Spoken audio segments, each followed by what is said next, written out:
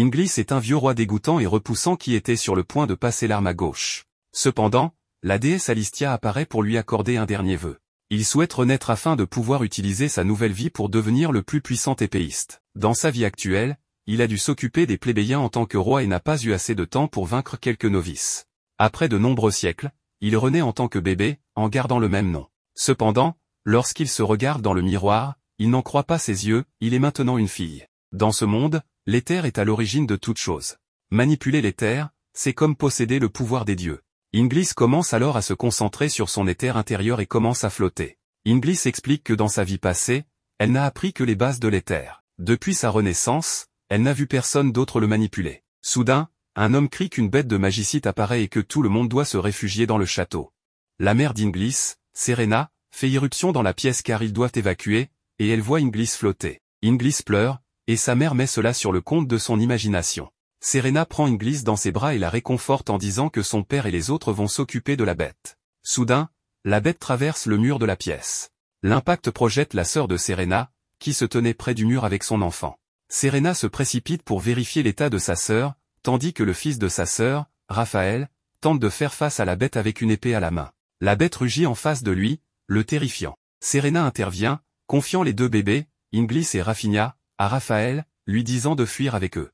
Elle prend l'épée et décide de combattre la bête elle-même. Serena charge la bête, enjoignant Raphaël de se dépêcher de partir avec les bébés. Elle essaie de combattre la bête, mais l'épée ne lui fait aucun mal. Raphaël place Inglis et Rafinha derrière un mur de meubles, leur disant de rester là pendant qu'il rejoint le combat. Inglis admire le courage de Raphaël en affrontant la bête, disant qu'un héros se forge par la volonté et les actions. Cependant, la bête utilise sa queue pour détruire une colonne, et l'impact envoie Serena et Raphaël s'écraser contre le mur, les rendant inconscients. La bête s'approche d'eux, mais Inglis rampe vers elle pour attirer son attention. Elle décide de vivre cette vie pour elle-même et non pour être une héroïne. Elle mentionne qu'elle aide simplement Raphaël, qui a les qualités d'un héros. Inglis utilise le pouvoir de l'éther, se chargeant alors que la bête rugit contre elle. Elle élimine la bête avec une frappe d'éther, souriant de sa puissance. 5 ans plus tard, Inglis est devenue une belle jeune fille. Elle se complimente devant le miroir, imaginant qu'elle deviendra une belle femme à l'avenir. Sa cousine, Rafinha, qu'elle surnomme Rani, a également grandi.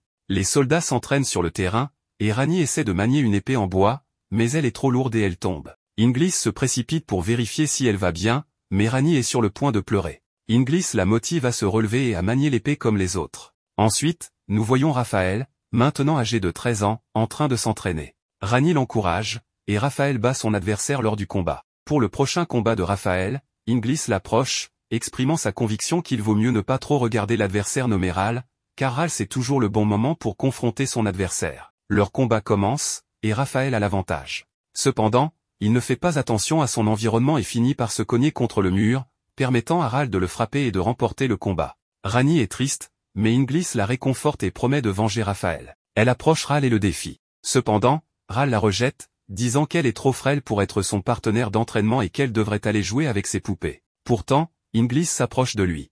Ral active la magie pour la déstabiliser, mais l'éther dans le corps d'Inglis lui permet de la dissiper. Inglis est confiante et décide de le combattre en utilisant uniquement son talent d'épéiste de sa vie passée, sans utiliser de magie. Elle décide de ridiculiser ce garçon en combattant les yeux fermés. Ral se sent moqué et la charge. Mais peu importe d'où il essaie de la frapper, elle peut le détecter et bloquer ses attaques. Elle porte son coup, le mettant à terre, et Ral admet sa défaite. Avec un sourire narquois, Inglis le remercie d'avoir été son punching ball. Tout le monde est surpris, mais Inglis pense toujours que ses compétences ne sont pas assez bonnes. 1 an plus tard, Rani et Inglis sont à l'église pour leur baptême. C'est un rituel spécial pour obtenir une rune et devenir chevalier. Les runes sont une marque permettant aux gens de contrôler ce qu'ils appellent des artefacts. Il existe 4 niveaux de runes, spéciales, hautes, moyennes et basses. Plus la rune est puissante, plus l'artefact que quelqu'un peut contrôler est puissant.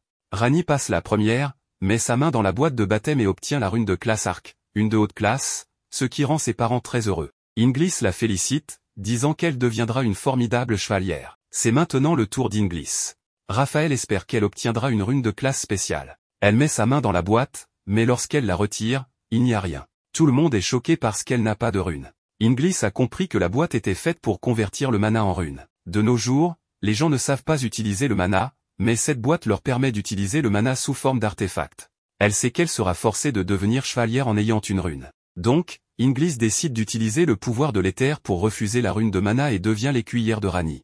6 ans plus tard, Inglis et Rani ont grandi. Inglis parle de vouloir partir en expédition, mais Rani trouve cela un peu effrayant. Inglis souhaite plus de pluie pour faire apparaître de puissantes bêtes de magicite ou un prisma afin de pouvoir s'exercer. Rani demande à Inglis comment, malgré sa beauté et l'absence de runes, elle est toujours assez forte pour vaincre une bête magicite. Inglis dit que c'est leur secret. Quand la pluie cesse enfin, les deux filles sont au sommet du château lorsqu'une masse flottante de terre appelée Terre Céleste passe au-dessus d'elles. C'est le domicile des Célestiens, et ils fabriquent des artefacts et des boîtes de baptême. Ils les donnent aux pays en dessous pour qu'ils puissent se protéger des bêtes magiques. En échange, les pays d'en bas leur donnent beaucoup de récoltes et de matériaux. Alors que la Terre Céleste flotte, Inglis se demande ce qu'est devenu le royaume qu'elle a régné dans sa vie passée. Plus tard dans la nuit, elle se prépare pour se rendre à un banquet et se complimente chacune sur leur beauté. Alors qu'Inglis et Rani se dirigent vers la salle de bal pour le banquet, elles discutent de la prochaine visite du Célestien accompagné d'un inspecteur de la capitale royale. Rani explique qu'il s'agit d'une inspection qui a généralement lieu tous les 2 ou 3 ans, mais cette fois, un Célestien vient avec. Inglis note que les Célestiens peuvent vouloir éliminer la royauté et régner sur le peuple. Mais elle balaie cette idée, disant que c'est une vieille habitude de sa vie passée d'analyser les gens autour d'elle pour connaître leurs véritables intentions. Elle ressent le regard de tout le monde sur elle, ce qui la gêne beaucoup. Après, elles rejoignent le père de Rani, qui les présente à Léon qui travaille comme un paladin, puis à l'inspecteur royal Chioni. L'ambassadeur des Célestiens est également présenté, et il s'avère être Ral, surprenant les filles. Elles lui rendent hommage, mais Inglis se demande comment Ral est devenu ambassadeur. Ral sait déjà qu'elles sont curieuses et le prouve en montrant la marque des Célestiens sur son front. Inglis demande si cela signifie que quelqu'un peut devenir Célestien sans y être né, et Ral répond oui. Si quelqu'un fait une contribution significative, il peut obtenir la citoyenneté. Inglis est encore confuse, et Ral explique qu'il a donné beaucoup d'argent aux Célestiens. Mais il avait également besoin de connexions pour atteindre les Célestiens supérieurs et conclure l'affaire. C'était un prix qu'il ne regrettait pas de payer parce qu'un Célestien avait pratiquement plus d'autorité que n'importe quel noble des terres inférieures. Il ajoute qu'il a entendu dire qu'Inglis était sans rune et demande pourquoi elle continue d'affiner ses compétences. Léon veut arranger les choses, alors il dit à tout le monde de rencontrer la Sainte Dame Chevalier spéciale, une menace hiérale. Les chevaliers sacrés connus sous le nom de menace hiérale peuvent se transformer en artefacts. Il explique que du point de vue des Célestiens, les terres inférieures sont comme une race inférieure qui ne peut pas protéger ses foyers sans les artefacts qu'ils fournissent. Inglis ajoute que cela signifie qu'ils détiennent leur vie entre leurs mains. Léon acquiesce et dit à Inglis de sourire docilement devant eux. Après un peu de marche, ils atteignent le jardin où se trouve la menace hiérale. Alors que Léon fait les présentations des filles en mentionnant qu'ils sont de la famille de Raphaël, Eri lui met une baffe, ce qui surprend les filles et elle part après sans donner de raison. Soudain, ils entendent un cri venant de l'intérieur de la salle de banquet et se rendent sur place pour découvrir le corps calciné de l'inspecteur Chioni. Cet acte est commis par Ral qui affirme que l'inspecteur a été discourtois envers un Célestien. Et le pire c'est que le gars a tué ce pauvre homme car il essayait de protéger son partenaire qui a hésité à accepter la demande de Ral de partager sa couche. Pour l'inspecteur, Ral suggère à Léon de dire qu'il est mort d'une maladie car s'il témoigne, le roi ne peut qu'accepter. Après cela, il ordonne au marquis Bilford de demander à la partenaire de l'inspecteur de se plier à tous ses désirs. Cependant, Inglis refuse parce qu'elle sait que Ral veut se venger de ce qui s'est passé il y a 6 ans. Elle dit qu'elle l'affrontera mais lui demande de ne pas blesser Rani ou la chevalière. Ral accepte et lui dit de venir seul à la maison où il séjourne cette nuit-là. Plus tard, Inglis se rend à la villa et rencontre Eri, la menace hiérale. Eri lui dit de s'enfuir parce qu'elle s'inquiète pour Inglis étant donné qu'elle est la cousine de Raphaël. Inglis refuse parce qu'elle sait que la personnalité de Ral est exécrable, et il pourrait faire quelque chose si elle ne se présente pas. Eri dit qu'elle s'occupera de Ral, mais Inglis veut savoir si Eri envisage de l'assassiner. Eri dit à Inglis de ne pas s'inquiéter et de rentrer chez elle, mais Inglis refuse. Eri menace d'attaquer Inglis si elle s'avance. Inglis commence à rire parce qu'elle est excitée qu'Eri soit prête à la combattre. Inglis pense que c'est une bonne occasion de tester ses compétences. Eri est confuse mais tente une attaque rapide pour faire partir Inglis. Inglis la bloque et jette Eri au loin. Eri attaque avec sa dague, mais Inglis esquive. Inglis esquive joyeusement toutes les attaques d'Eri, disant qu'elle n'a pas vu cette vitesse et cette agilité chez les chevaliers. Mais elle sait qu'Eri se retient. Elle croise le fer, et Eri demande pourquoi Inglis est si heureuse. Inglis dit qu'elle aime combattre quelqu'un de fort. Elle continue de croiser le fer, et Eri est perplexe parce que ses attaques devraient être au niveau des chevaliers sacrés, pourtant Inglis les bloque sans aucune rune ou artefact. Inglis continue d'attaquer et dit à Eri de devenir plus sérieuse. Eri est déjà sérieuse, et son attaque suivante brise l'épée d'Inglis en deux. Elle se prépare pour une attaque finale, mais lorsqu'elle voit une coupure sur le bras d'Inglis, elle s'arrête et recule. Inglis veut continuer à se battre et prépare son mana. Eri demande si elle va bien, et Inglis demande si elle n'est pas digne de se battre. Eri nie cela, et Inglis, sentant qu'elle pourrait avoir été attrapée, demande si Eri peut sentir le mana. Eri est confuse, disant que les gens des terres inférieures ne devraient pas être capables de sentir le mana. Elle admet ensuite qu'elle peut le sentir dans une certaine mesure. Inglis lâche alors son épée et commence à invoquer l'éther et le transforme en mana, créant une lumière vive qui surprend Eri. Inglis pense que si Eri peut sentir le mana, elle peut être témoin de son pouvoir. Eri demande comment une personne sans rune comme Inglis peut contrôler le mana. Inglis dit à Eri qu'elle n'a pas besoin de se retenir en combattant. De nulle part, une grande vague de foudre passe devant Inglis et frappe Eri contre un arbre. Eri comprend que Léon l'a attaqué et lui demande pourquoi. Léon apparaît, admettant qu'Eri a vite compris. Inglis remarque ses deux mains métalliques crépitant de foudre. Il divertit la question en confirmant leurs soupçons. Il se demande s'il prévoit de les empêcher de faire du mal à Ral pour gagner la faveur des Célestiens, mais il rejette cette idée, leur rappelant qu'il est un chevalier sacré, prêt à sacrifier sa vie pour le peuple de leur nation.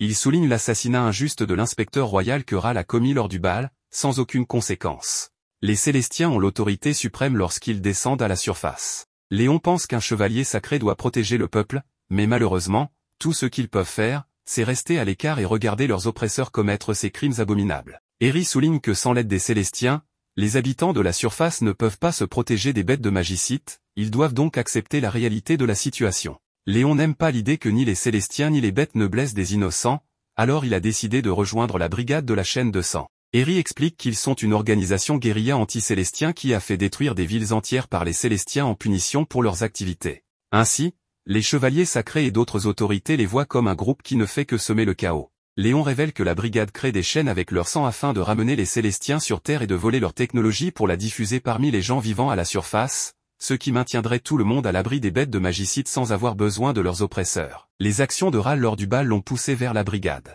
Eri tente de le dissuader, sachant qu'ils n'ont pas de chance de gagner. Il reconnaît ce fait, c'est pourquoi il veut emmener Eri avec lui, avec ses pouvoirs en tant que menace hiérale, qui sont les artefacts ultimes.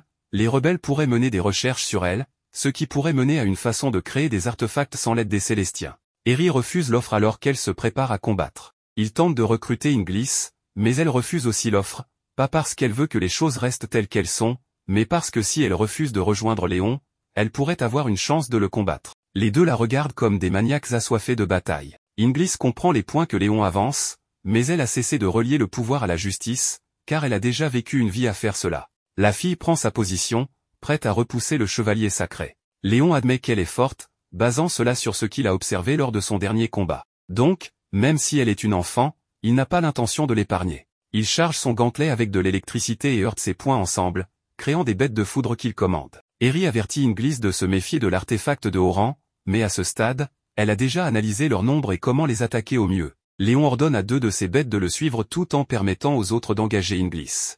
Elle regarde et remarque qu'Eri est blessée et comprend le plan du chevalier sacré pour la retarder, ce qui lui permettrait de s'éclipser avec la menace hiérale. Les bêtes se précipitent vers elle, alors elle se prépare à les frapper, mais une attaque à distance d'Eri détruit son attaque avant qu'elle n'attaque directement les bêtes.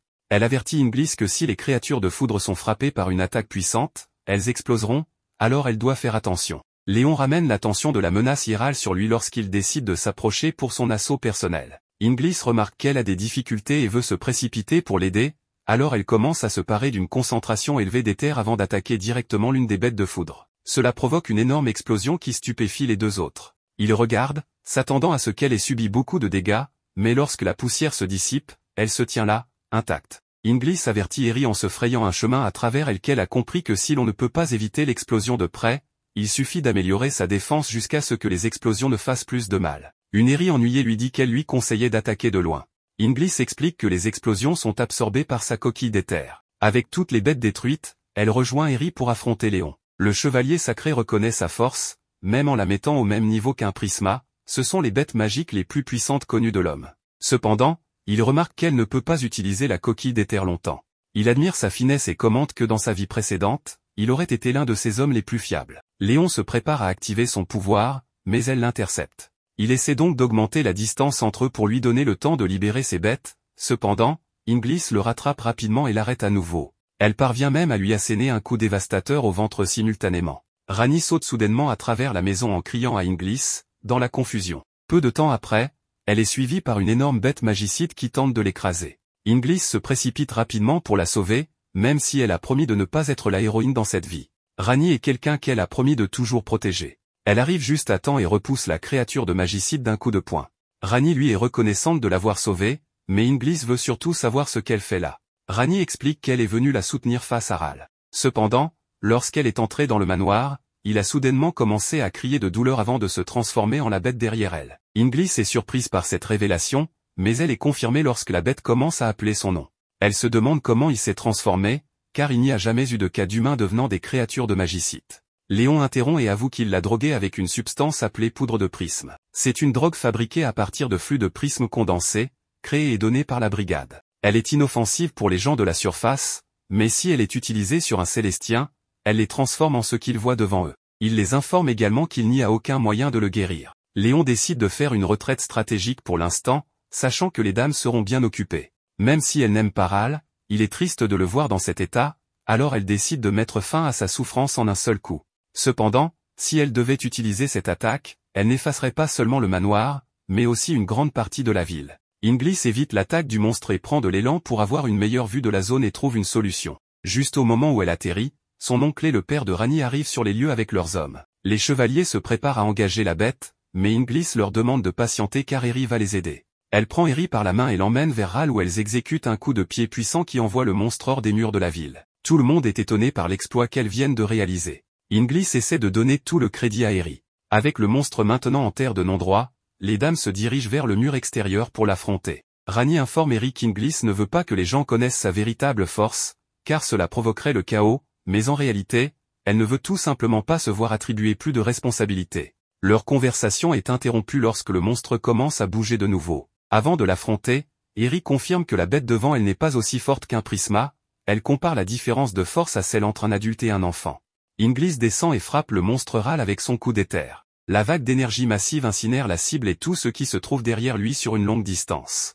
Eri regarde, émerveillée, mais la jeune fille tombe épuisée au sol, bien qu'elle ait apprécié ce combat. Par la suite, Eri informe tout le monde de la trahison de Léon et promet aux filles qu'elle s'assurera que personne ne les blâme. Inglis la supplie de prendre également le crédit pour avoir vaincu la bête magicite, ce qu'elle accepte, mais elle rappelle que la dette devra être remboursée un jour, ce qu'Inglis accepte. Avant de partir, les cousines veulent savoir pourquoi elle était si contrariée la première fois qu'elles se sont rencontrées. Elle préfère ne pas le dire, mais elle est sûre qu'elles le découvriront un jour. Quelques années ont passé depuis cet incident et maintenant, à l'âge de 15 ans, Inglis et Rani s'entraînent ensemble. C'est également une étape importante car toutes deux se dirigent vers la capitale où elles vont s'inscrire à l'Académie des Chevaliers. Les parents se rassemblent aux portes de la ville pour dire au revoir à leur fille. Le père de Rani tire Inglis de côté pour lui demander de tenir les garçons éloignés de sa fille. Rani y va pour s'entraîner à devenir chevalière et Inglis pour être son écuyère. Les parents pleurent alors qu'elles entament leur long voyage d'1 mois vers la capitale. Ils s'arrêtent dans la ville de Nova pour se restaurer. En mangeant,